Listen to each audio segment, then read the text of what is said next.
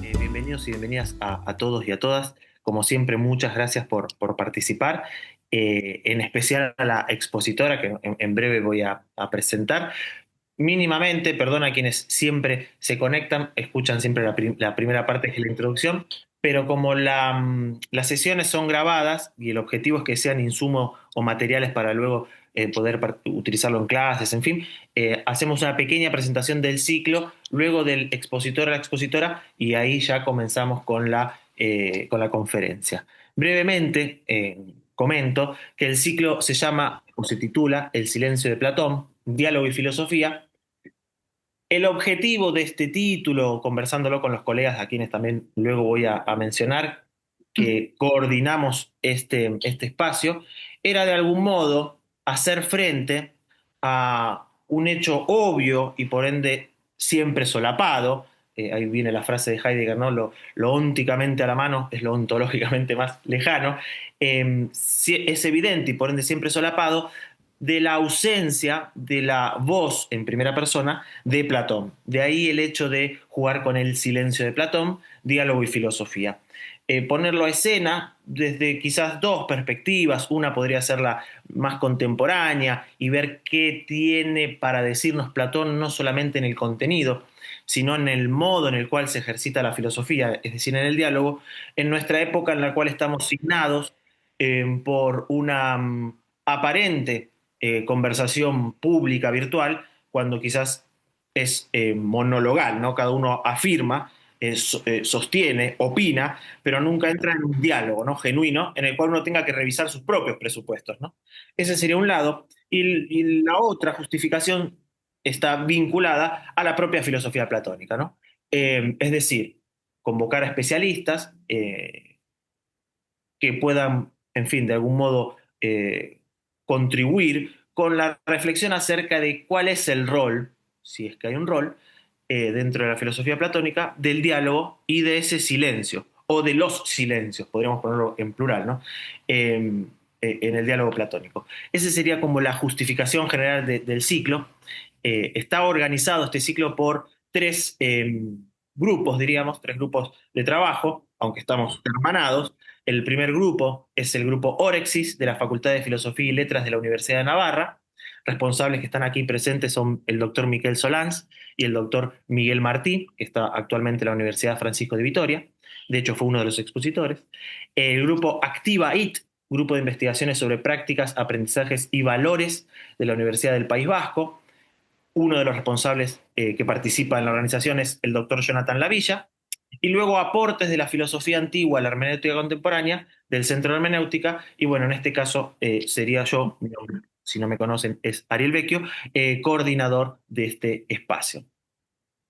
Nuestro cuarto encuentro, el día de hoy, trae la conferencia cuyo título es El silencio de los dioses, episteme y homoiosis theio, entre Teto y Fedro, a cargo de la querida doctora María Angélica Fierro, investigadora independiente del CONICET, CONICET UBA, profesora adjunta de Historia de Filosofía Antigua, Filosofía y Letras UBA. María Angélica Fierro, no como en todos los expositores, pero en este caso también, ¿no? Y en especial en este caso, no es necesario presentarlos, ¿no? Creo que todos los que estamos aquí conocemos, hemos leído y nos hemos nutrido con el largo trabajo de cada uno de los expositores, en especial en mi caso con María Angélica Fierro, quien no la tuve como docente de forma directa, pero que me he formado de forma directa con sus escritos y además por la conexión con nuestra querida Victoria Juliá, valga también la memoria. La debo presentar, pero bueno, todo el mundo la conoce. Se graduó como profesora en filosofía en la Facultad de Filosofía y Letras de la Universidad de Buenos Aires. Obtuvo el título de Doctor of Philosophy en la Universidad de Durham, Reino Unido.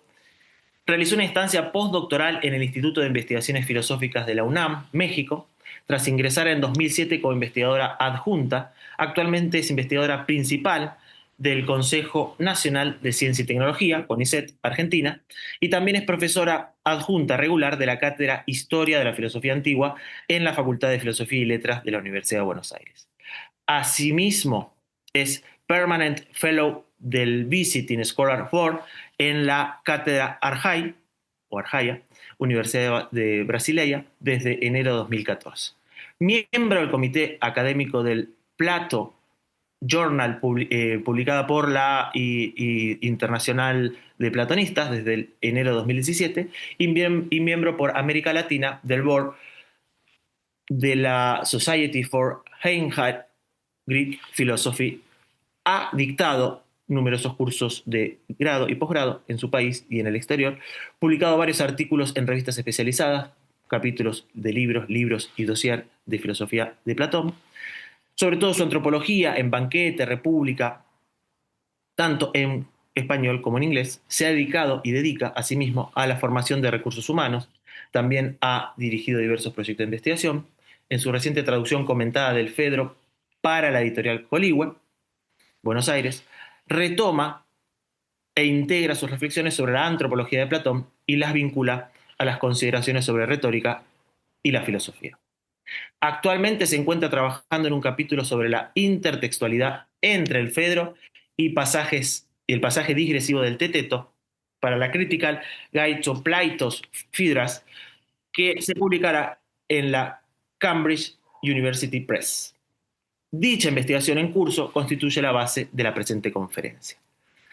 Bueno, como ven, es extensísimo y ha quedado muchísimo por fuera del currículum de nuestra querida María Angélica Fierro, a quien le agradezco muchísimo por haber aceptado. Y bueno, para nosotros va a ser un placer escucharla y luego, bueno, entrar, si se puede, en algún tipo de diálogo enriquecedor. Muchas gracias. Mm, Bueno, muchas, muchas gracias, Ariel. Agradezco al Centro de Estudios de Hermenéutica de la Universidad Nacional de San Martín por esta invitación. A Ariel especialmente, que ha sido el mensajero metaxí de todo esto. Y bueno, a todos los presentes, además los felicito por el ciclo porque veo que es muy convocante. Así que es un foro que me siento muy, muy honrada de participar en él. Eh, Como comentaba Ariel, lo que yo voy a compartir con ustedes hoy es un trabajo en curso que va a ser después un capítulo para esta Critical Guide to Peritus Phedrus en Cambridge University Press. Y bueno, dado el tema del ciclo de conferencias, agregué una reflexión sobre el tema del silencio de los dioses, que bueno, surgió justamente en uno de los encuentros que estuve, en uno de los workshops que estuve a propósito de este capítulo que yo voy a contribuir y que otros investigadores van a también a formar parte de este volumen, que es todo dedicado al Fedro. Bueno, quería hacer una intensificación, digamos, de la presentación del título de mi conferencia porque tiene mucho que ver con cómo yo quiero plantearlo. Es el silencio de los dioses, ¿no? Es una pregunta que voy a desarrollar hacia el final y tiene que ver con la relación entre episteme y la homoiosis theoi entre Teto, en el pasaje digresivo concretamente del Teto y el Fedro. Como no voy a leer todos los pasajes en los que me basé para construir mi argumento, la mayor parte no los voy a leer, sí los voy a compartir, están en el handout que ustedes tienen en el chat, que creo que se los enviaron también por correo y que sí, después que pase de la introducción, voy a compartir para que los vayan viendo, ¿sí? En el handout también tienen organizados los distintos momentos del argumento, o sea que la idea también es guiar la exposición. Bueno, me voy a poner el cronómetro por las dudas, pero espero poder compartir con ustedes la mayor parte de la exposición, que la reduje igual, ¿no? Bueno, según la célebre interpretación de Schleiermacher, el Fedro ofrecería una suerte de compendio de algunas doctrinas centrales de la filosofía platónica, presentadas allí mediante mitos sugerentes o trazadas en sus líneas generales, núcleos conceptuales que otros diálogos retomarían y desarrollarían posteriormente de manera científica.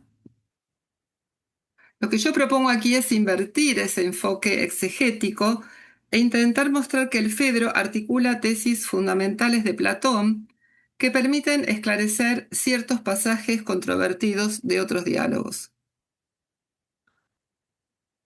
Uno de esos pasajes es la denominada digresión o parergon de Teeteto 172c1, 177c2, cuya presencia ha desconcertado durante mucho tiempo a los intérpretes. Hay muchísimas propuestas igual, después de que se lo considerara a mitad del siglo pasado como una nota al pie o como algo, digamos, que no tenía mucha conexión. Hay muchas propuestas a la luz de otros diálogos, pero yo lo voy a leer a la luz del Fedro.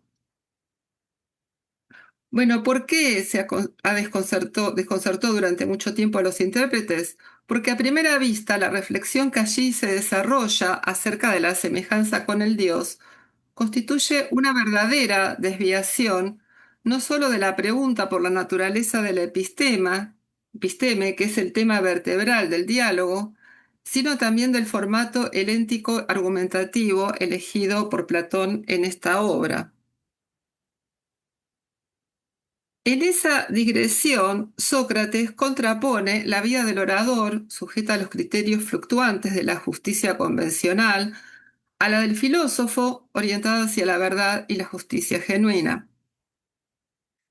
Pero, y esta es mi pregunta, ¿qué relación existe entre la práctica filosófica, la justicia y el conocimiento? Mi tesis aquí es que el Fedro, en particular a través del mito del carro alado, permite comprender mejor la conexión entre estos tres elementos, filosofía, justicia y conocimiento, y arroja nueva luz sobre la noción de homoiosis theoi, que ocupa el centro de la digresión. Al respecto, me propongo aquí comparar la oposición entre el orador y el filósofo en este pasaje del Teeteto con el similar planteo del Fedro y asimismo interpretar la noción de homoiosis theoi a la luz de la estructura análoga, pero no idéntica, de las almas divinas y humanas en el mito del carro alado. Espero así poner de relieve dos aspectos que creo están estrechamente vinculados. En primer lugar, de qué modo la práctica de la filosofía garantiza la auténtica justicia. Y en segundo lugar, cómo esta, la justicia, se halla intrínsecamente ligada al conocimiento.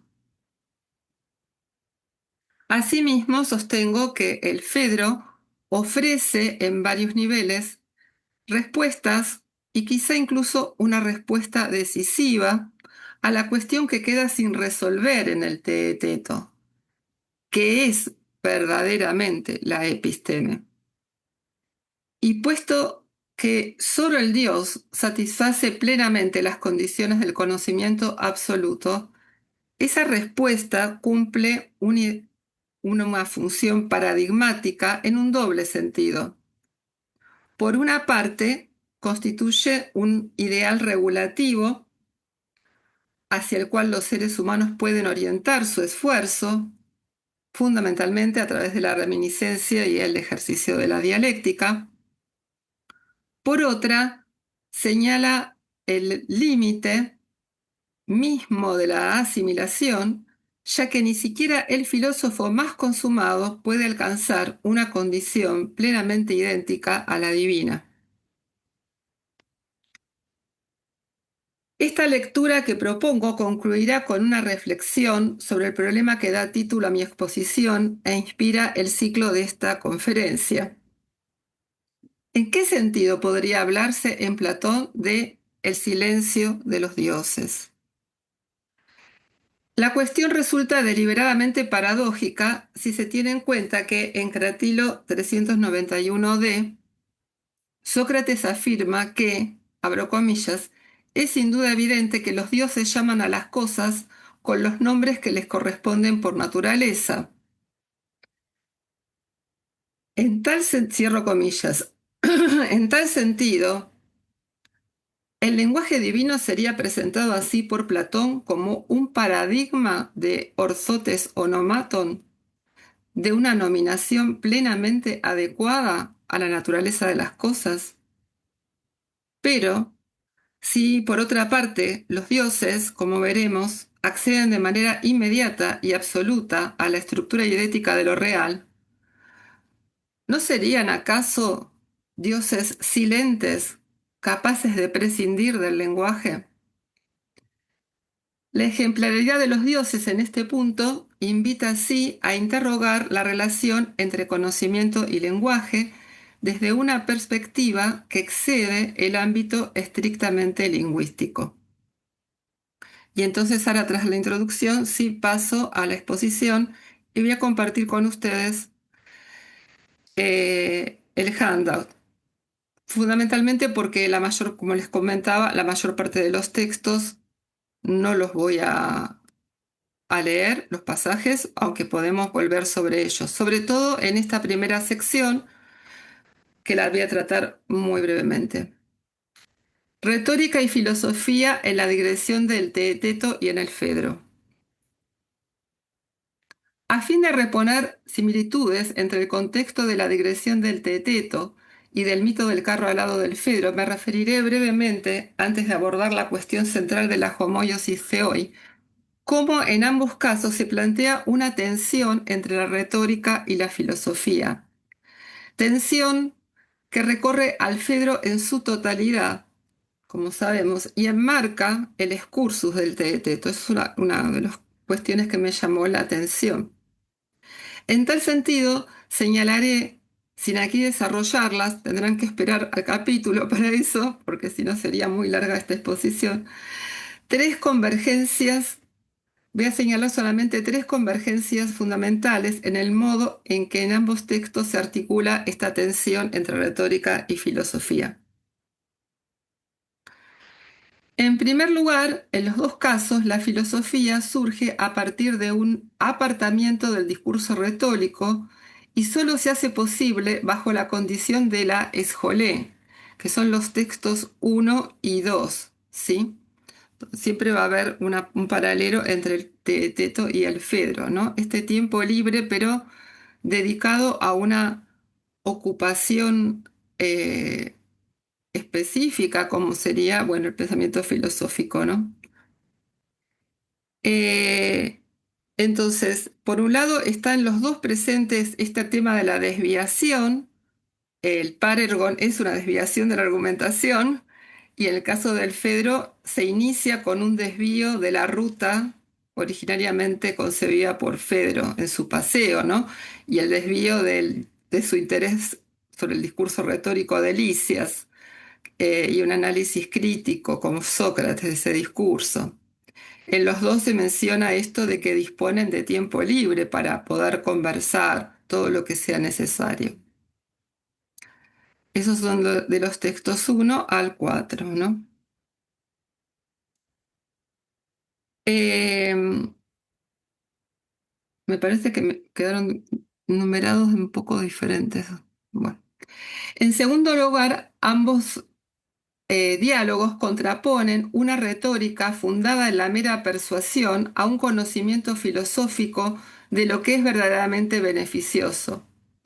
En este punto, aquello que el Teeteto conceptualiza mediante la noción de sinferon, que aparece también en el contexto del Parergon, el Fedro lo reformula, ese es el texto 6, en términos de epieiques, ¿no? Esto de que el rétor no puede establecer lo que es sinferon o lo que es epieiques para el individuo y sobre todo para la ciudad.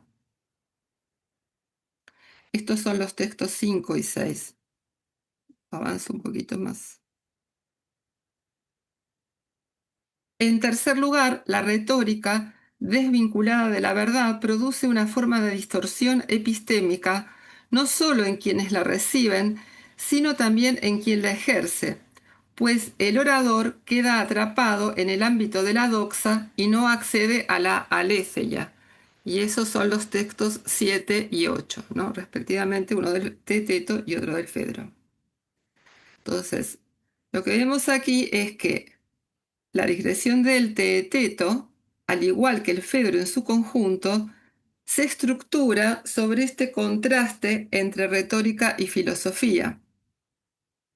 Pero, como intentaré mostrar a continuación, no solo comparten ese planteo contextual, sino que el Fedro proporciona el marco de conceptos y a través del mito necesario para comprender la relación entre filosofía, justicia y conocimiento en la digresión del Teeteto.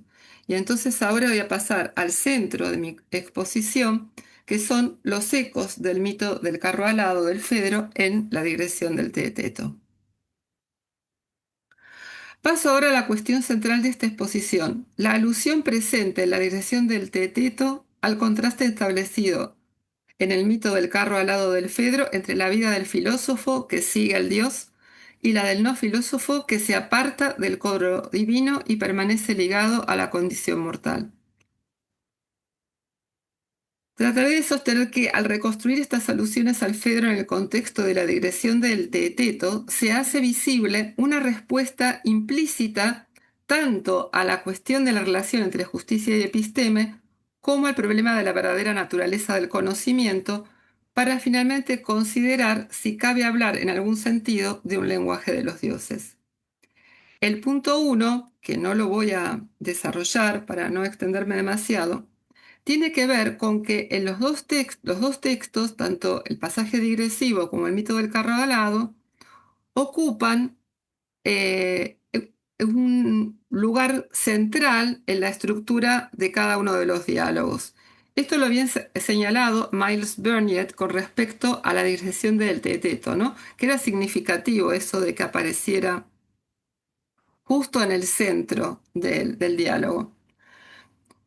Y el mito, con el mito del carro helado pasa lo mismo, ¿no? Está justo también ahí metido en el medio del Fedro, a pesar de que tiene características bastante obvias de los que son parecidas a las de los mitos escatológicos de Platón, que suelen ubicarse al final.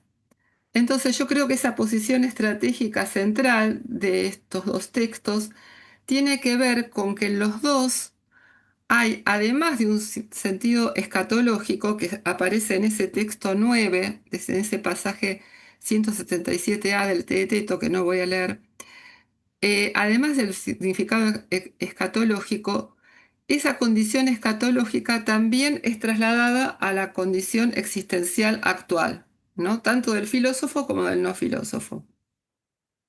Bueno, esto no lo voy a desarrollar, como les digo, porque si no, vi ya que iba a ser demasiado largo. Y me voy a detener más bien en esta segunda parte, que es, bueno, más crucial, digamos, para mi argumento. En la sección B de esta segunda parte de los ecos del mito del carro alado en la digresión del Teeteto, me voy a detener en esta caracterización del filósofo como delirante y perplejo, elevado al ámbito de lo real, frente al orador hábil, aferrado a lo mundano. Nuevamente, todas las semejanzas en el Teeteto y en el Fedro no podría desarrollarla a través de pasajes, pero construí este cuadro comparativo donde ustedes pueden ir siguiendo primero lo que aparece en el Teeteto y luego las correspondencias en el Fedro. Y mientras las vaya señalando, tampoco voy a dar la numeración de los pasajes para no interrumpir la exposición, pero allí tienen las referencias. Entonces, examinaré ahora el contraste entre el orador y el filósofo, tal como se desarrolla en la digresión del Teeteto y en el mito del carro alado del Fedro, concentrándome especialmente en los planteos acerca del conocimiento, la apariencia y el uso del logos, así como el papel distintivo que desempeñan la locura divina y la reminiscencia como fundamentos de la vida filosófica. En el texto 11, que es este cuadro comparativo, he señalado las semejanzas semánticas entre los términos empleados en ambos textos. Vamos entonces primero al Teeteto. En el Teeteto, en contraste con los oradores hábiles y astutos, el filósofo aparece como un personaje ridículo, Géloios, porque, al igual que Tales, no advierte lo que tiene delante de sus ojos, y en cambio mira hacia arriba, ano bleponta. También es considerado un delirante, Lerodes, pues se burla de los elogios y censuras que preocupan a la mayoría. El desprecio que la multitud siente por él, así como su propio desinterés por las opiniones del vulgo, se explican, como leemos en 173c, 174a, porque solo su cuerpo permanece en la ciudad, mientras que su dianoia vuela, petetai, por todas partes. Bajo la tierra, Tategas hipenerse, al medirla, por encima del cielo, Uranote hiper, en el ejercicio de la astronomía, y del mismo modo al investigar la naturaleza de cada uno de los entes en su totalidad, pasan pantefisen, euromene, tononton, gecasto, holu, sin detenerse en las realidades próximas y mortales. Asimismo, el filósofo recurre a razonamientos y reconsideraciones, largas o breves, según lo exija la investigación, y cae en estados de perplejidad, aporía, incomprensibles para la gente común. En otras palabras, su mirada comprensiva contrasta con la de quien, por falta de tiempo libre, asjolía, que es lo que le adjudica ahí Platón a los oradores, no puede demorarse en la argumentación, y debido a su falta de educación, apeideusia, permanece, y esto también me llamó muchísimo la atención, rodeado por el muro, toteijos periblemenon, ¿sí? Les muestro un poquitito más cómo sigue el cuadro porque no se llegaba, ahí está mejor, ahí se ve todo. Bueno, ahora vamos a la parte del Fedro. Todos estos elementos evocan claramente los desarrollos del Fedro. Allí los dos amigos salen a pasear fuera de las murallas, Prosperipaton exoteijus, con el fin de adquirir una perspectiva más amplia que la estrechez del discurso escrito de Lisias, especialmente a través del segundo discurso de Sócrates, en cuyo interior se inserta el mito del carro alado. En este contexto, la extensa retractación de Sócrates respecto de su primer discurso ofensivo para el dios Eros pretende demostrar que entre todas las formas de locura divina, la locura erótica es la que proporciona los mayores bienes. Sin embargo, esto también lo dice, ¿no? No resultará convincente para los hábiles, para los deinois, como los oradores descritos en el Teeteto, o los sabiondos que deslumbran a Fedro, los sofizómenois, que están nombrados en 229c, sino que será convincente únicamente para los sabios, los sofois. Y esto en el Fedro se refiere fundamentalmente a los dioses. Los sofois son los dioses, a quienes el filósofo procura asemejarse. ¿En qué consiste entonces esta locura divina del amor? Consiste en que el filósofo enamorado es el más excelso de los manicoi, porque es capaz de elevarse por encima de la conmoción que le produce la belleza del amado, hasta la reminiscencia de la belleza pura.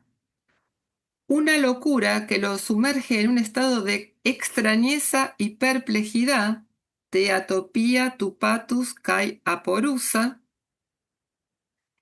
Y ello porque, a diferencia de la mayoría de la gente ocupada en los asuntos humanos, el loco dedica su tiempo a mirar hacia lo alto, desdeñando las cosas de abajo y los asuntos humanos que la mayoría considera importantes. Mientras anhela con las alas de su deseo de verdad, fortalecidas y desplegadas, alzarse en vuelo, anaptestai, como un ave, hacia el lugar supraceleste donde habita la belleza pura y resplandeciente, junto con las formas. A mi entender, lo que encontramos aquí no es simplemente una serie de expresiones semejantes, sino una misma concepción del filósofo. En ambos diálogos, este se caracteriza por una orientación ascendente, mirada hacia arriba, volar, por una comprensión más amplia de la realidad en su conjunto y por un cierto distanciamiento respecto de la vida ordinaria, lo cual también puede evocar a la República, que es otro de los diálogos que también se ha utilizado para decodificar esta digresión. Pero bueno, yo creo que el Fedro aporta otros elementos a los que puede aportar la República.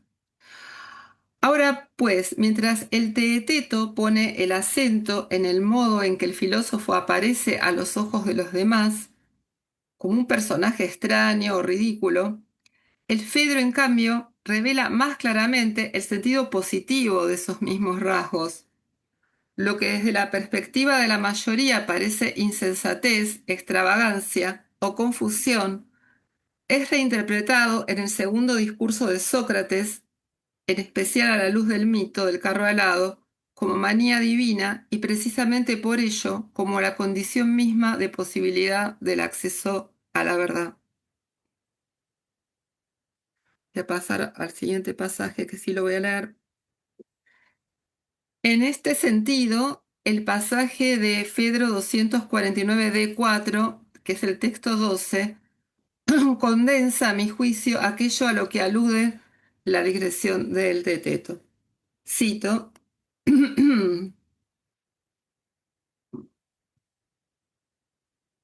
En cuanto a la belleza, cuando alguien, al contemplar la belleza de aquí y recordar la verdadera belleza, comienza a echar alas y, deseoso de alzar el vuelo anaptestai, aunque todavía incapaz de hacerlo, dirige su mirada hacia lo alto, bleponano, como un ave, y desdeña las cosas de abajo, toncato de Amelón. Con razón es tenido por un loco, manicos diaqueimenos. Fin de la cita. Esta forma de vida filosófica contrasta con la de los no filósofos, quienes permanecen alejados de la verdad. Se alimentan de una opinión aparente, trofedoxaste hrontain, como leemos en 248b5, y experimentan un eros puramente físico y vulgar, atrapado en la belleza corporal.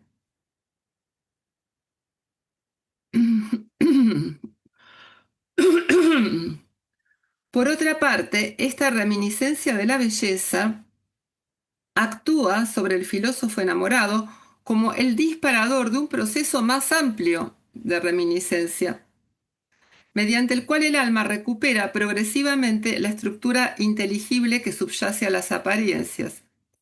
En este sentido, la reminiscencia consiste en, abro comillas, comprender lo que se dice según su forma o especie, como queramos traducir cateidos, reuniendo mediante el razonamiento en una unidad lo que procede de múltiples sensaciones. Fin de cita. Este es el pasaje 249b 7-8 del Fedro. Es decir, la reminiscencia en el marco del mito es descrita como un articular mediante el logos lo que cada cosa es. Este proceso anticipa ya los procedimientos dialécticos tematizados posteriormente en la segunda parte del Fedro, a saber, la reunión y la división, cateidos, ¿no?, según la forma o especie, cuestiones epistemológicas sobre las que volveré hacia el final de mi exposición. Pero además en el mito en el mito nos dice Platón a través de Sócrates, excepcionalmente, tanto en su forma de existencia actual como en existencias desencarnadas, el filósofo puede también experimentar de modo parcial o esforzado, mogis, un acceso directo al entramado idético. En conclusión, considerados en conjunto, estos contrastes muestran en ambos textos que aquello que desde la perspectiva de la mayoría parece como locura o actividad inútil, constituye en realidad la condición misma del acceso a la verdad, en la medida en que el vuelo del filósofo hace posible la transición epistemológica desde las apariencias hacia la inteligibilidad, fundamentalmente mediante la reminiscencia y la dialéctica. Esto tiene que ver con estas coincidencias que a mí me llamaron también mucho la atención cuando leí el pasaje digresivo y me traían todos estos ecos del Fedro. Y ahora voy a uno de los puntos centrales de lo que yo quiero proponer en mi interpretación, que es, a ver, ¿dónde estamos? Acá. La emulación del alma divina y el recto ordenamiento de las fuentes motivacionales del alma. Una vez señalados estos elementos comunes, puedo abordar ahora el núcleo de la digresión del teeteto, que ocupa también un lugar central, creo yo, en el mito del Fedro. La explicación de los distintos modos de vida humana, según el grado en que cada uno procura asemejarse al modelo divino. En este sentido, en Teeteto 176b1.3, que es el texto 13, leemos lo siguiente. La huida de las cosas de aquí consiste en asemejarse al Dios en la medida de lo posible. Y asemejarse al Dios consiste en llegar a ser justo y piadoso mediante la sabiduría. Fige homoiosis theoi catatodinaton. Homoiosis de dikaion kaijosion metafronesio genestai. Y como sugiere el contexto inmediato, en 175c, 176a, también en llegar a ser tan feliz como los dioses. Entonces, si nos detenemos en este texto 13, a mí lo que me resultó llamativo es que Platón destaque aquí la justicia como la virtud que debe imitarse en lo divino, incluyendo además de manera menos habitual entre las aretae la piedad o santidad, tojocio. Al mismo tiempo, en un marco claramente epistemológico, el del Teeteto en general, subraya, sin embargo, acá en la homoiosis theoi la bondad absoluta del Dios y presenta su justicia perfecta como el paradigma mismo que los seres humanos están llamados a imitar. Eso está en el texto 14. La interpretación habitual sostiene que la perfección humana y la semejanza con lo divino en estos aspectos, junto con otras virtudes como la moderación y la valentía, se alcanzan mediante la sabiduría, metafronesios, como leímos en el texto 13, es decir, gracias al conocimiento de lo que verdaderamente son la justicia y la injusticia.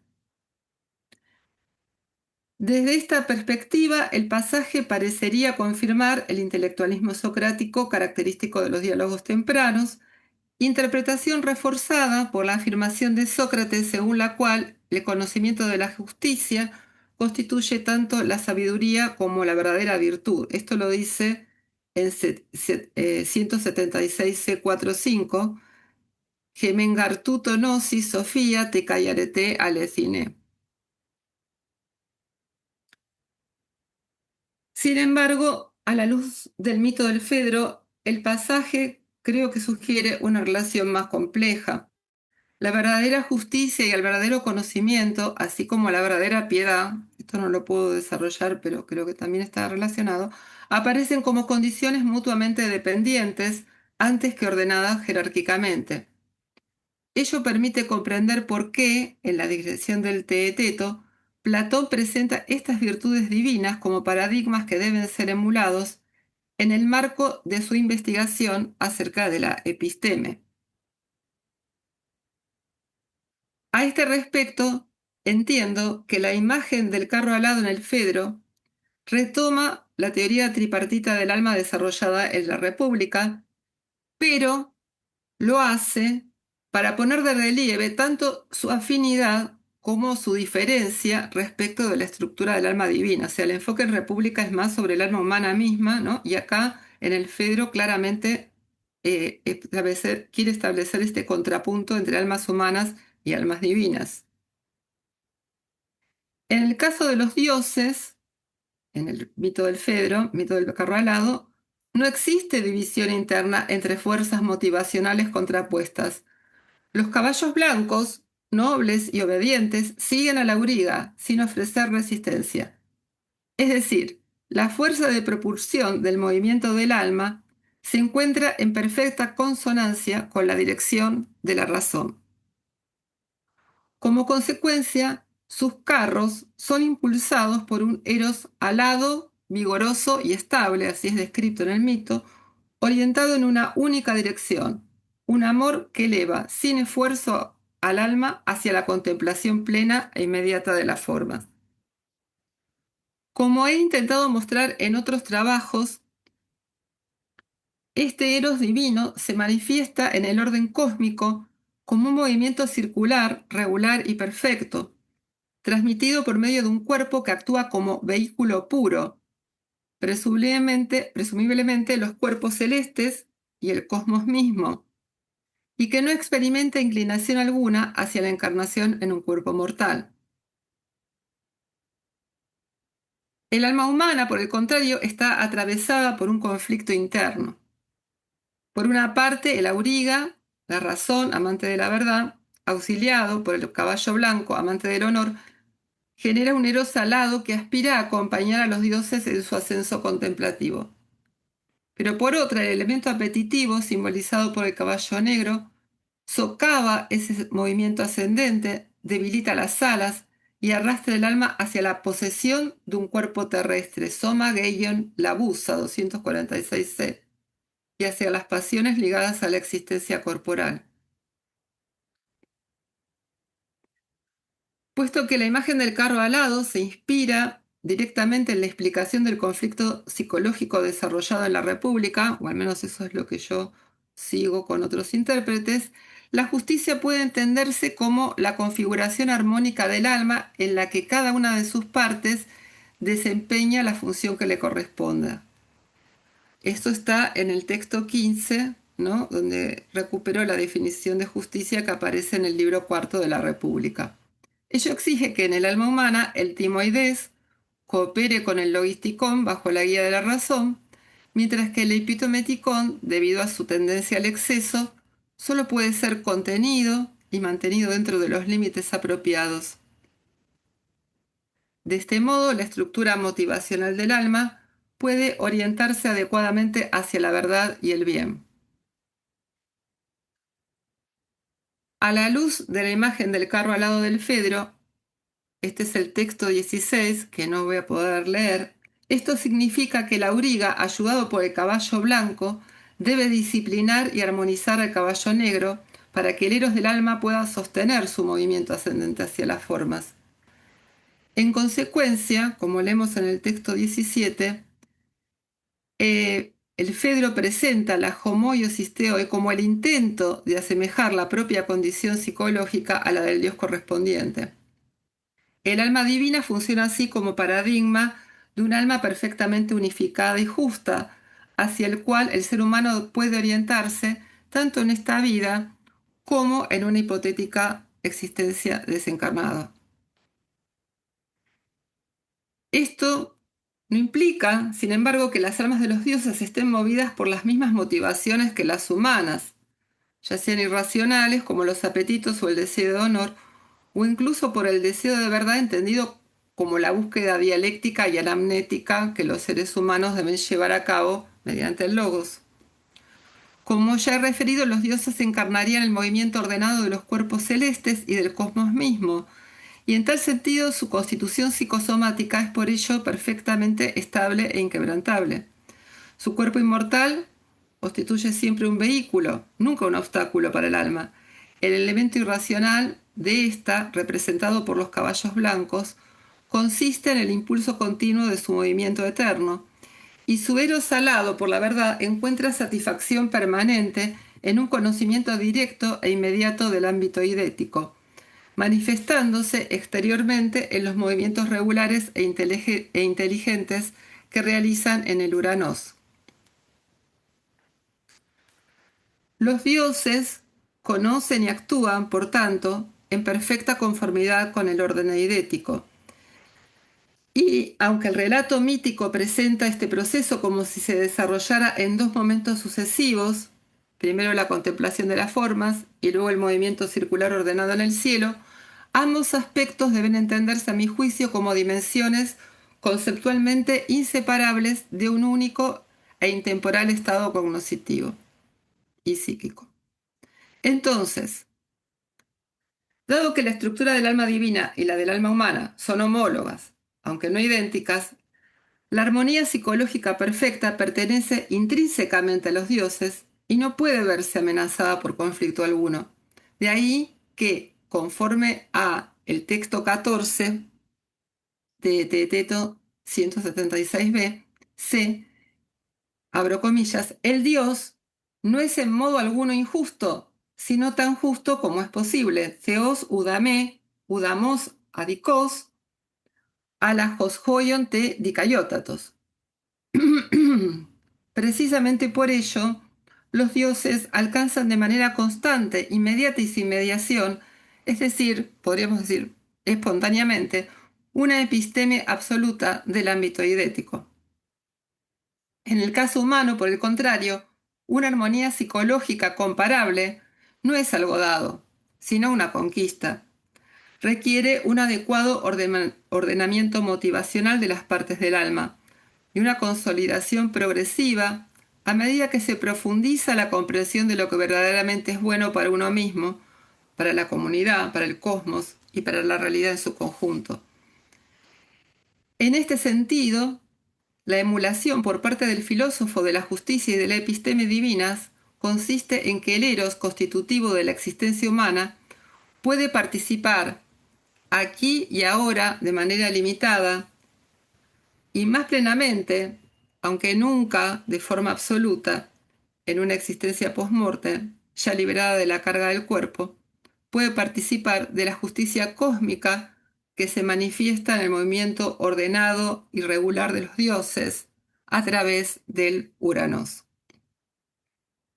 Voy ahora a la anteúltima parte de mi exposición, que se refiere a la naturaleza del verdadero conocimiento y su relación con la justicia. ¿Qué relación entre justicia y conocimiento emerge entonces del mito? ¿Y qué luz arroja esto sobre la digresión del Teeteto y sobre la cuestión central que allí se plantea? Como se ha señalado, las almas de los dioses, como ya señalé antes, alcanzan el lugar supraceleste precisamente porque encarnan de manera perfecta la justicia, esto es porque poseen una armonía psicosomática indestructible. Esta condición les permite seguir infaliblemente su movimiento circular y alcanzar regularmente sin obstáculo alguno al prado de la verdad situado en el hiperuranios topos. Leemos así en el texto 18, que es Fedro 247c6e6, lo siguiente, cuando los dioses están alcanzando este prado de la verdad. Cito: en efecto, ese lugar, el topo hiperuranios, está ocupado por la realidad incolora, informe e intangible, la que verdaderamente es, contemplable únicamente por el piloto del alma, el intelecto, el nous, y en torno a la cual se encuentra el género del verdadero conocimiento, perigen to tes alesus epistemes genos. El pensamiento del Dios, alimentado por el intelecto y por un conocimiento puro, Theudiano y ano de calle epistema querato terefromene, se nutre y se regocija contemplando las realidades verdaderas. Allí la inteligencia divina contempla la justicia en sí, contempla la moderación, contempla el conocimiento, episteme. No aquel sometido al devenir, ni el que se diversifica al manifestarse en las distintas cosas que ahora llamamos realidades, sino el conocimiento verdadero que reside en lo que verdaderamente es, alaten ento hoestin onontos epistemen usa. Fin de la cita. En otras palabras, mediante este acceso noético total e inmediato al orden eidético, el intelecto divino alcanza la episteme en el sentido más pleno y absoluto del término, y comprende por ello mismo la verdadera naturaleza del conocimiento, así como de la justicia y la moderación. Las almas divinas manifiestan así una perfecta armonía entre teoría y praxis, conocen plenamente y actúan en plena conformidad con lo que es verdaderamente real. Pero el mito muestra, como ya vimos, que ese conocimiento no es meramente teórico, sino que presupone una condición psicosomática propia de los dioses y un determinado accionar, que es este accionar inteligente. Las almas humanas, nosotros, en cambio, solo podemos aproximarnos a esta condición debido a nuestra inestabilidad constitutiva. Ello se debe a que la justicia, entendida como el orden armónico de las principales fuentes de motivación del alma, bajo la guía de la razón en su búsqueda de la verdad, no es, como ya se refirió, un estado dado, sino algo a conquistar.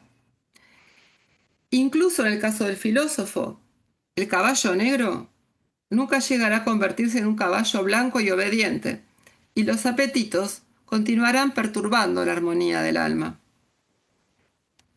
Esto lo muestra Platón en el mito tanto en la existencia actual como en la vida desencarnada, salvo cuando se sale por unos milenios con la vida filosófica del ciclo de las encarnaciones. En el mejor de los casos, como también ya señalé, el filósofo puede alcanzar tanto durante la vida como de manera más pura después de la separación del cuerpo, vislumbres fugaces de la verdadera realidad con dificultad, mogis o parcialmente, 247b, 248a en el Fedro. O podríamos decir, utilizando el lenguaje del banquete, exaignes, repentinamente, mediante una intuición no ética y mediática, pero efímera. Sin embargo, la mayor parte del tiempo el conocimiento humano progresa mediante una reconstrucción laboriosa y fragmentaria del orden eidético. El Fedro presenta este proceso reconstructivo bajo dos formas estrechamente relacionadas a las que ya me referí, la reminiscencia y la dialéctica. En el caso de la reminiscencia, esta se funda en la contemplación previa de las formas por parte del alma. Siempre en el contexto mítico se dan estas explicaciones. Aunque todos los seres humanos estructuran su experiencia conforme a patrones eidéticos, solo el filósofo es capaz de hacer explícita esa comprensión implícita mediante el logos. En el caso del filósofo enamorado, la reminiscencia de la belleza, a partir del ser amado bello, se convierte en el desencadenante de una reminiscencia más amplia de la realidad inteligible en su conjunto. En cuanto a la dialéctica, esta designa, en sentido amplio, y acá tenemos después a María Teresa para que nos hable más de esto, la capacidad de pensar y hablar correctamente acerca de lo que es. Así como afirma Sócrates en Fedro, este es el texto 19, lo verdaderamente importante es hablar y escribir legeinte kai graphein correctamente, es decir, articular en el pensamiento y el discurso de manera adecuada la relación entre unidad y multiplicidad de la realidad. En este mismo sentido, como leemos en el texto 20 del Teeteto, Sócrates contrapone allí, en 174b8c4, el auténtico dialégestai al discurso meramente erístico o contencioso de los oradores. Y en cuanto al Fedro, se formula también, más específicamente en la segunda parte, los procedimientos dialécticos de reunión y división, entendidos como la articulación de la multiplicidad en una unidad inteligible. En definitiva, reminiscencia y dialéctica, o sea, la reminiscencia como es presentada en el mito del carro alado, ¿no? Y la dialéctica como es presentada en la segunda parte, tanto en sentido específico como más amplio, convergen en la medida en que ambas tienen por finalidad el progresivo develamiento de la estructura idética. Ahora bien, el mito del Fedro muestra, espero haber mostrado, ¿no?, que justicia y conocimiento se encuentran intrínsecamente vinculados y que por lo tanto solo un alma armónicamente ordenada bajo el gobierno de la razón puede aproximarse, aunque siempre de manera imperfecta, a una episteme genuina, mientras que la adquisición progresiva de la verdad contribuye a su vez a consolidar esa armonía. En este sentido, la digresión del Teeteto trasciende el marco de una investigación exclusivamente epistemológica y apunta hacia la tesis platónica, creo yo, según la cual la justicia y conocimiento son inseparables. Esto es como el corazón de este capítulo que estoy preparando. Y ahora voy a la última sección que tiene que ver con la pregunta de la conferencia, ¿no?, traída desde esta perspectiva. Esta última sección tiene un solo pequeño texto y es la que se llama El silencio de los dioses. Retomando ahora desde esta perspectiva el tema del presente ciclo de conferencias, quisiera reflexionar a la luz de esta propuesta platónica de la homoiosis theoi sobre si el Dios platónico es también paradigma de un lenguaje perfecto o si se trataría más bien de un Dios silente. Para ello propongo trazar una posible intertextualidad ahora con el crátilo. Como mencioné en la introducción, en Crátilo 391D 4.5, ese es el texto 21, encontramos la siguiente afirmación. Delongar de joti hoigezeoi auta calusin pros orzoteta japeresti fisei onómata. Es evidente que los dioses llaman a las cosas con los nombres que les corresponden por naturaleza. Como es sabido, en el crátilo se plantean dos posiciones contrapuestas, la de Hermógenes, quien sostiene que los nombres son producto de la convención, nomo, sineteque, ¿no?, y por tanto una cosa puede recibir cualquier nombre, si una persona o comunidad decide llamarla así, y la de Crátilo, quien defiende que cada cosa posee un nombre correcto por naturaleza, phisei, es decir, un nombre que le corresponde objetivamente y que refleja lo que la cosa es. Ahora bien, hay que tener en cuenta que Sócrates introduce esta afirmación sobre los dioses en 391D, es decir, el texto 21, en el marco de una exploración etimológica de la tesis de Crátilo, bajo la suposición de que los sonidos y las letras pueden imitar o manifestar propiedades de las cosas. Y estas etimologías son, como sabemos, deliberadamente irónicas o extravagantes. No obstante, este gesto de paideia platónica parece sugerir algo serio. Por una parte, que el lenguaje no es completamente arbitrario, en el sentido de que un nombre correcto puede orientar hacia la esencia de la cosa, y el lenguaje constituye en este sentido un órgano de conocimiento. Por otra parte, hacia el final del diálogo, especialmente en Crátilo 438b, 440e, se sugiere que no podemos depender exclusivamente de los nombres para conocer la realidad. Si queremos saber qué es una cosa, es necesario también investigarla directamente. En este sentido, si leemos retrospectivamente el pasaje 391d, cuando Sócrates afirma que los dioses emplean los nombres que existen por naturaleza, estaría sosteniendo algo semejante a lo siguiente, me parece.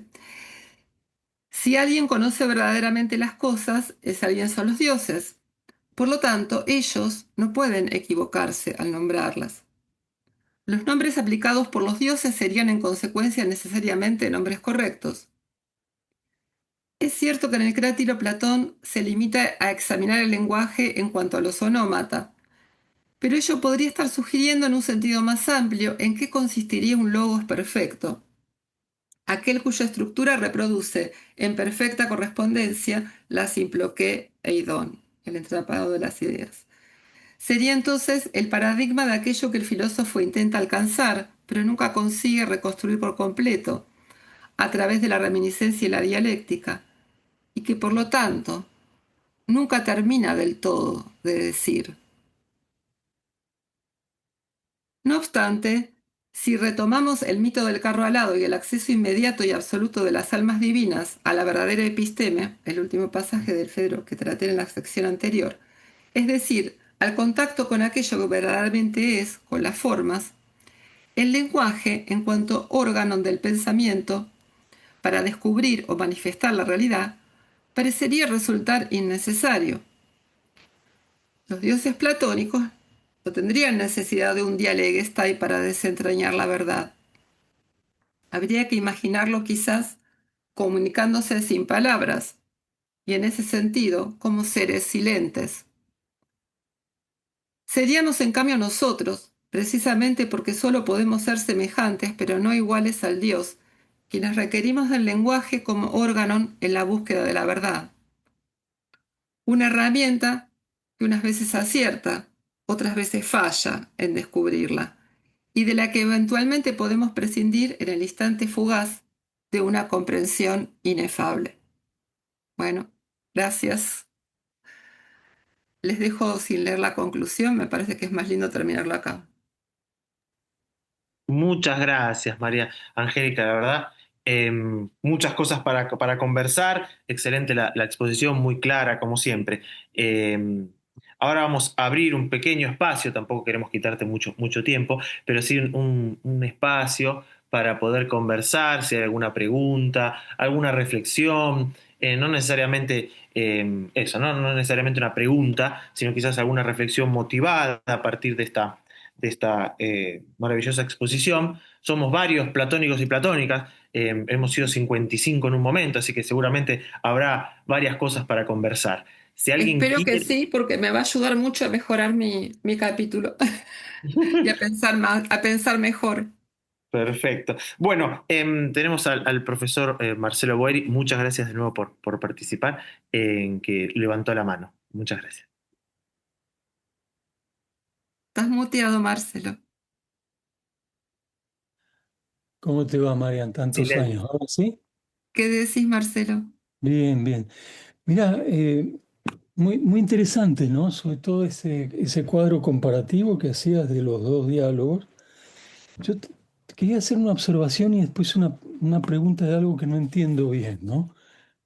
Eh, no, claro, vos, si no me equivoco, comparabas el pasaje de Teteto 176 AB de la Figué, el escape o la huida. ¿No? Que consiste, dice Platón, en Ujú, volverse semejante al Dios en la medida de lo posible, ujú. etcétera, ¿no? La homoiosis theo. Eh, Comparabas ese pasaje con 249D del Fedro, ¿verdad? Ese era el paralelo, sí, A ¿verdad? ver, espera que lo voy a buscar. Sí, En no me realidad es acuerdo el número de mucho. texto, pero es el pasaje en el que acaba la cuarta manía, ¿no?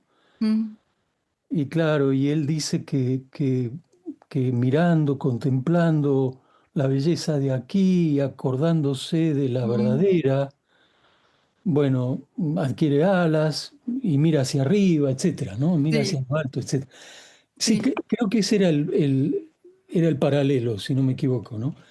Que bueno, me, a mí se me pasó por completo ese paralelo.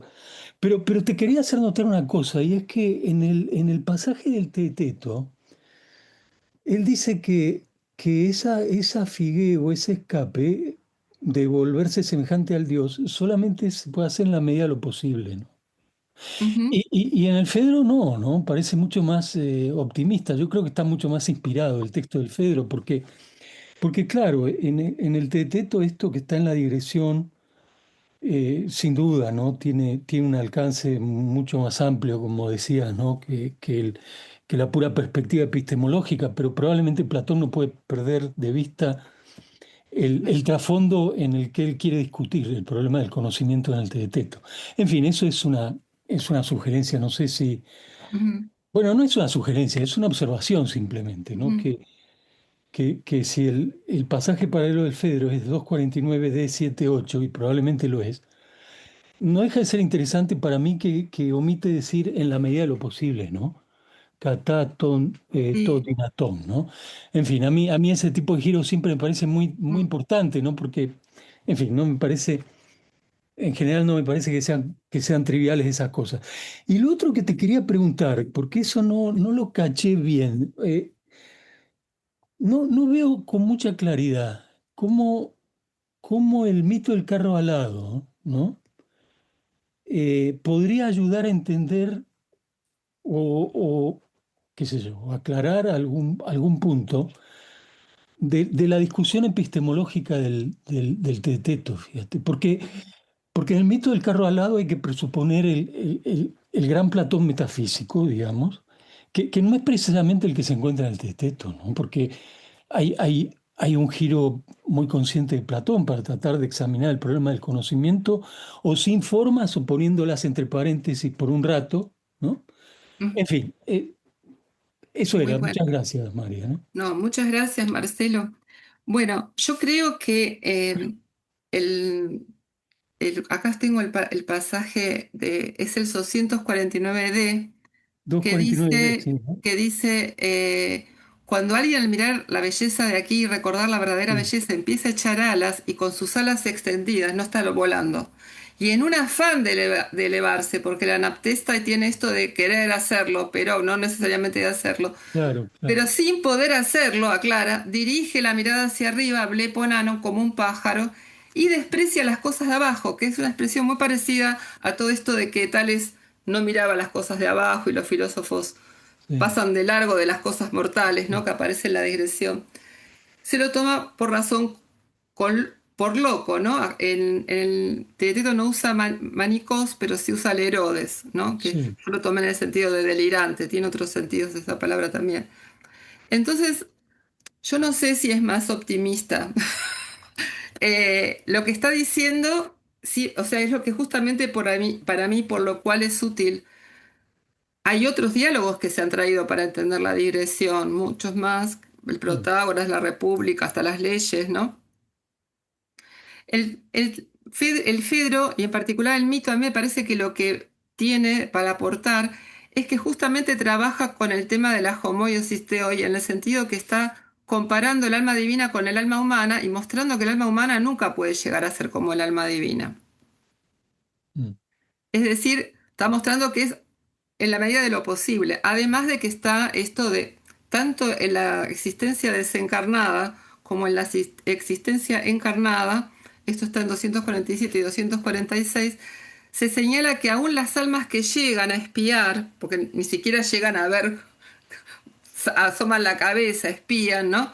Ni siquiera esas almas pueden tener una contemplación plena de la realidad idética, sino que es mogis. Y esa palabra quiere decir dos cosas, quiere decir que es con dificultad y también que es sí, parcial, ¿no? Entonces, yo creo que está, y bueno, después está el caballo negro, como dije, nunca va a ser blanco, ni siquiera es blanco cuando desencarnamos, ¿no? Ni en el caso de los filósofos, con lo cual yo creo que siempre está presente, justamente creo que de una manera por un lado es optimista porque dice, bueno, algunos podemos llegar a las ideas, incluso podemos remontarnos al conocimiento de las ideas en esta existencia actual. Pero por el otro está subrayando en ese mito que es a su vez ético y escatológico, que incluso en una existencia post-mortem siempre va a haber una limitación en el caso de las almas humanas. Y en ese sentido el Jotimali está, ahí está, ¿no? No está dicho de esa manera, está dicho a través, bueno, de justamente todo este despliegue estructural, ¿no? sí, sí, sí. Entonces, Mira, muy, muy breve. No, yo el optimismo siempre lo uso para describir esos pasajes tan inspirados, ¿no? Como el del mm, Fedro. Bueno, el Federo es un Pero no diálogo es tan, no es tan, inspirado. no es tan optimista, Bueno, a eso me no sé, refiero. eso Es, podemos conversarlo, pero es esta idea de que el alma, en fin, por lo menos puede salir, contemplar, acercarse en la medida de lo posible, un poco, claro, aspirar, etcétera, pero todo lo que vuelve a quiera. Pero, caer, aun pero cuando ese tipo de salís. planteo no está en el teto así, por lo menos, ¿no? Pero No, gracias. no.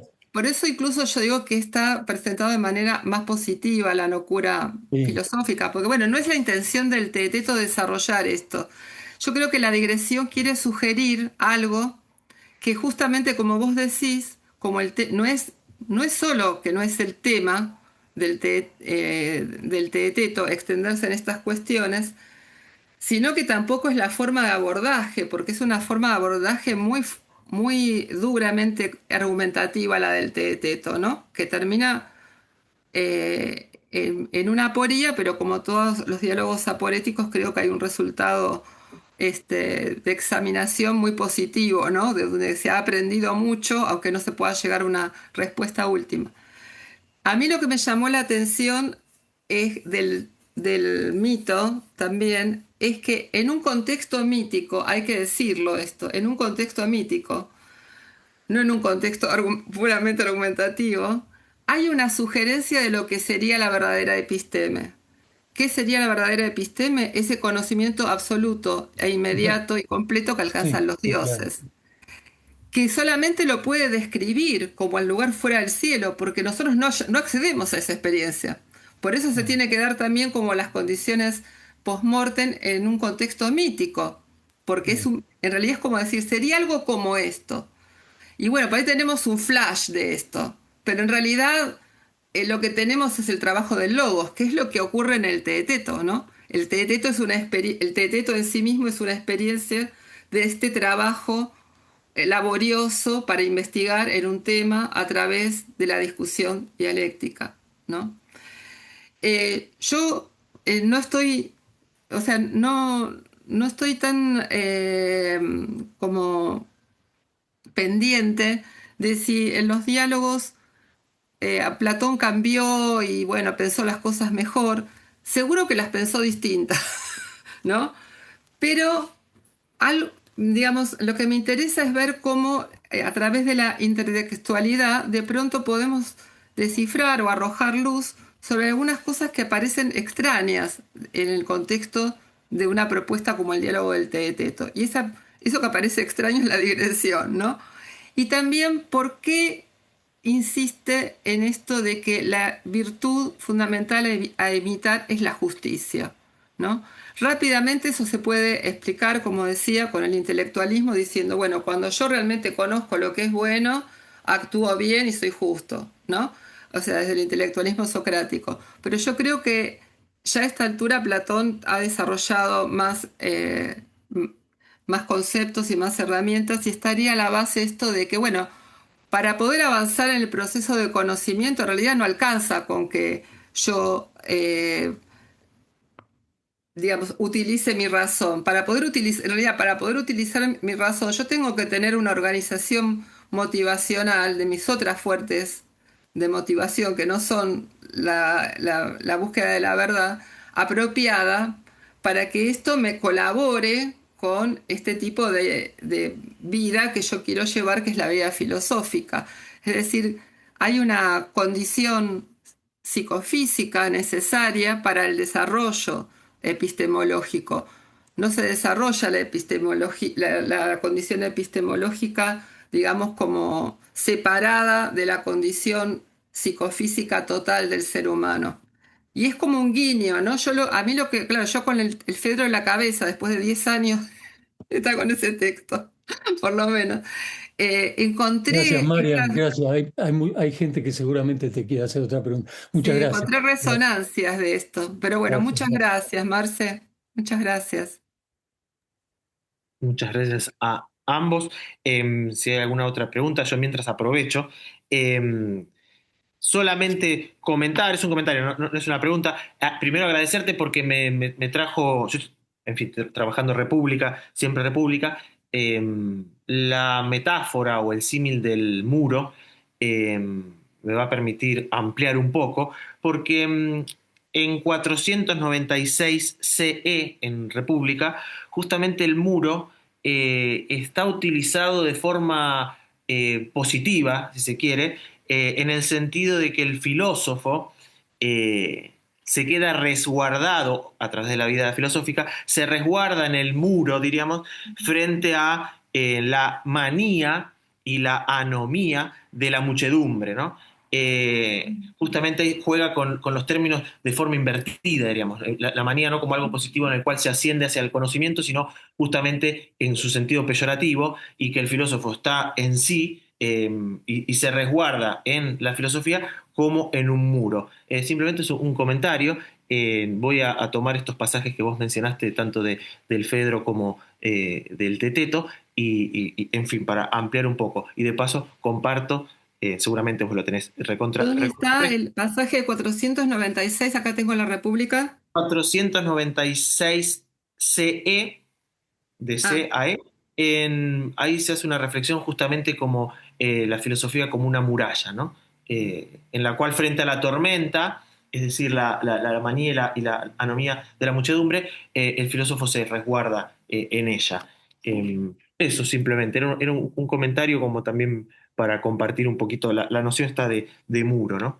Eh, en sí, fin, acá no el sé. muro es claramente, o sea, a mí otro que me llamó mucho la atención, que lo pude desarrollar muy poco, es que el contexto de que aparece la digresión es de la contraposición retórico, la vida del retórico, la del filósofo, y es el tema que atraviesa el Fedro junto con el tema del Eros, obviamente. Y esto de que ellos para poder tomar, para los personajes, para tomar una mirada más amplia sobre la ciudad y sobre el uso del discurso en la ciudad, que es el uso de la retórica que tiene Fedro en mente, y cuyo ejemplo es el discurso escrito de Lisias, tienen que salir de las murallas. Y acá usaba exactamente la misma expresión, ¿no? Toteijos periblemen, o sea, lo describe al orador como rodeado de las murallas, la muralla de la ciudad, que tiene que ver con lo que era el Asti, ¿no? Lo que era el centro político. Entonces, para tomar una perspectiva más amplia hay que alejarse de la muralla. Bueno, ahí en este caso es más para protegerse. Acá es uno se protege saliendo y tomando una perspectiva más amplia, ¿no? Eh, Muchas gracias, Mario. no, Muchas. vos, gracias, Ariel. ¿Hay alguna otra pregunta, A comentario? Luis acá. Luis, mucho gusto. Adelante. Hola, muchas gracias. Hola, profesora, ¿cómo está? Me gustó mucho todo, mucho su exposición.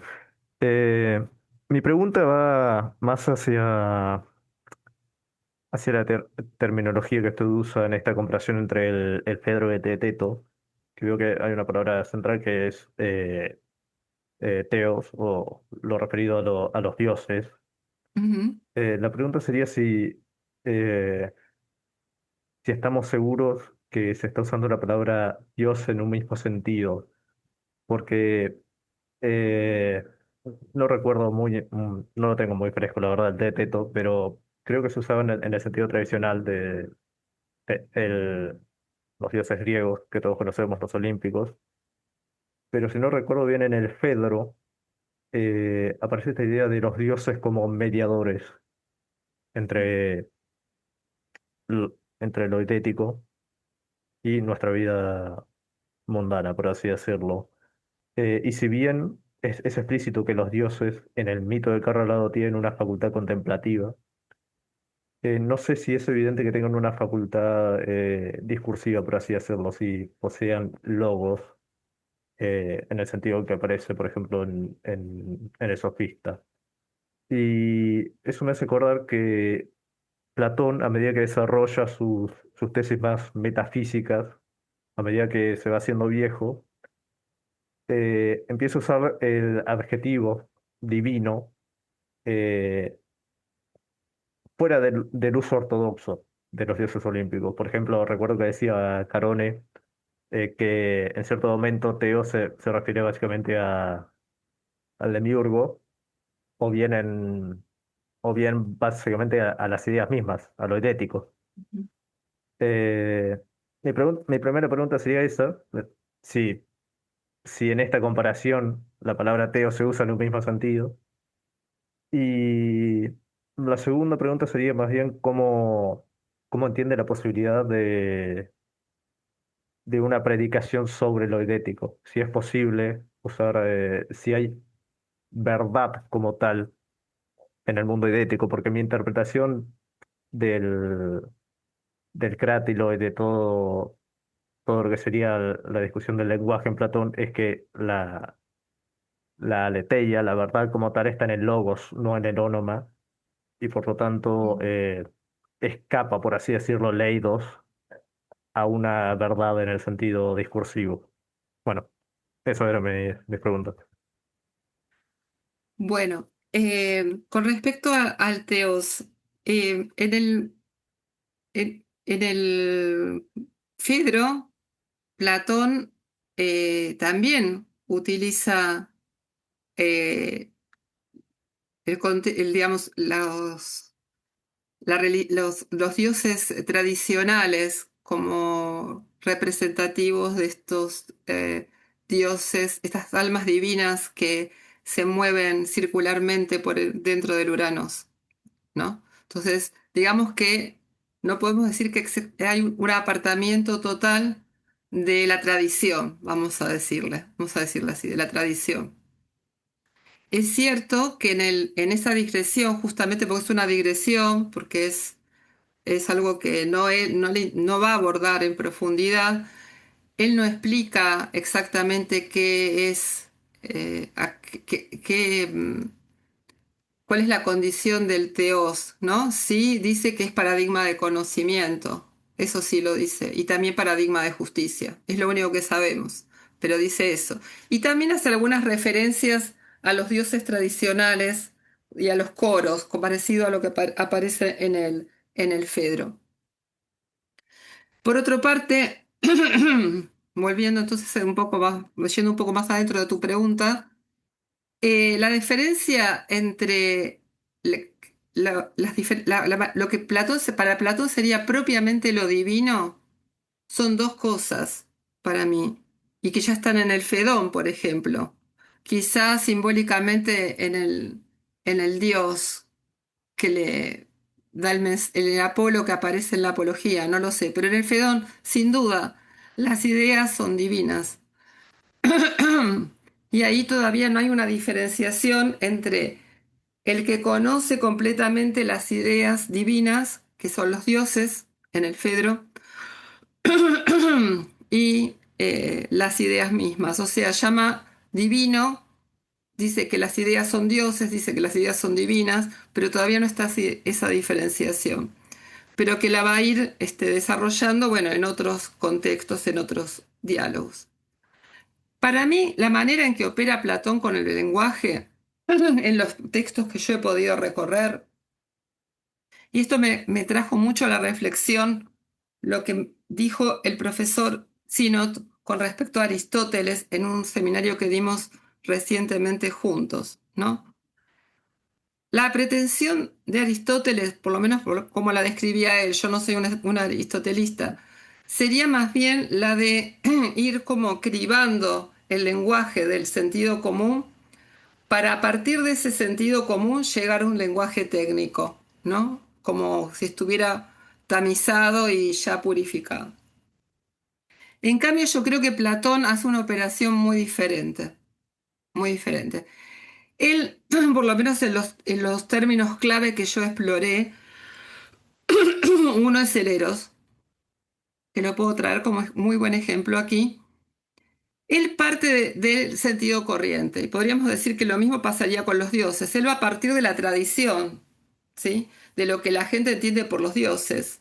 Siempre va a ser un vínculo ahí como de arranque. Pero hablando del lenguaje, ese no es el verdadero concepto del Dios. Incluso habla de este concepto de Dios abstracto. No tenemos que esperar a los diálogos llamados de vejez.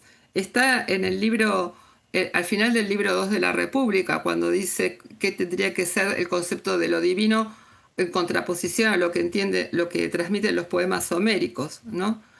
Pero a lo que voy es que él directamente está pensando, un poco de acuerdo con su metafísica, en que en ese sentido común, por ejemplo, el eros siendo reducido a ser la pasión sexual por un cuerpo bello, y por ahí por el cuerpo bello de alguien en particular, es un sentido que no es completamente equivocado, pero eh, digamos que está instalado en una apariencia o está limitado. Y justamente, por ejemplo, en el caso del Eros, podemos ver en el mito del carro alado que Eros, en sentido estricto, es mucho más que eso. Es el impulso metafísico por conocer la verdad. Incluso hay una frase que a mí me llama mucho la atención en el mito del carro alado, que parece esos chistes de Platón, pero yo creo que como todo chiste encierra una verdad. Dice Eros, a quienes los dioses llaman el alado y nosotros llamamos el emplumado. Y eso tiene mucho sentido en el contexto del mito, porque los que realmente tienen el Eros totalmente desarrollado, tienen esas alas potentes que nunca se van a quebrar para acceder a la verdad, son los dioses. En cambio, nosotros tenemos que lograr el crecimiento de las alas, algunos no lo logran nunca, ¿no? Y por eso solamente lo podemos llamar el emplumado, en cuanto a nuestra experiencia, ¿no? Pero es como que él está buscando, va por un sentido de qué sería el verdadero eros, así como lo que es el verdadero conocimiento, que ya rompe, digamos, mucho más con lo que es el sentido corriente, ¿no? Porque pensar que el eros es por una belleza pura, ya desprendida de toda instanciación individual, como dice también en el banquete, es alejarse mucho más de lo que se entiende corrientemente por eros. Pero digamos que la operación que yo veo es que siempre hay un punto de partida donde él toma la tradición, ni hablar en los mitos, ¿no? Como el mito del carro alado, donde él se sirve de, o sea, Zeus es el dios que siguen los filósofos, Ares, los que son más tendientes a la pelea y también a la búsqueda de honores, ¿no? Pero al mismo tiempo me parece muy claro, yo en esto también he tomado una posición junto con otros intérpretes, que esos dioses están simbolizando los movimientos perfectos de los astros y del universo mismo, ¿sí? Y que son en ese sentido, bueno, por eso digo, en otro trabajo, eso yo me tengo que ir a otros trabajos míos, el alma divina de Zeus para mí simboliza el alma del universo que aparece en el Timeo y que es puramente noética, ¿sí? Muchas gracias a ambos. Creo que, bueno, y con respecto a lo que decís, sí, yo lo aclaré al final, por eso es una primera reflexión que traje por el tema del ciclo de conferencias y que yo no he ahondado, pero me pareció una buena sugerencia. Yo sé que en el crátilo solo se ocupa de los onómata y que para que pase al tema del logos y de la verdad predicativa y apofántica tenemos que ir al sofista. Por eso decía que hay es como un guiño a que si los dioses pueden usar correctamente los nombres de manera supuestamente, digamos, para toda la realidad idética, habría como un guiño de decir que, bueno, podríamos poner como paradigma un lenguaje perfecto donde se pudiera poner, digamos, desplegar toda el entramado idético, se podría conocer y desplegar todo el entramado idético a través del logos. Pero esto es nada más que para mí un paradigma para qué es lo que buscamos los filósofos, los seres humanos. Y en realidad, en el caso del Dios, me parece que esto no sería necesario, no sería necesario hablar. Pero bueno, lo traje un poco como un juego, que pueden ser silentes o pueden ser, pueden hablar, digamos, pero ya sabiendo exactamente qué se debe decir acerca de cada una de las realidades eidéticas y cómo están entramadas entre ellas. Pero esto lo tomo de esa frase que a mí me había llamado la atención en el crátilo y que está dicho en un contexto totalmente lúdico, no lo está diciendo, digamos, muy en serio ahí, está jugando con las etimologías.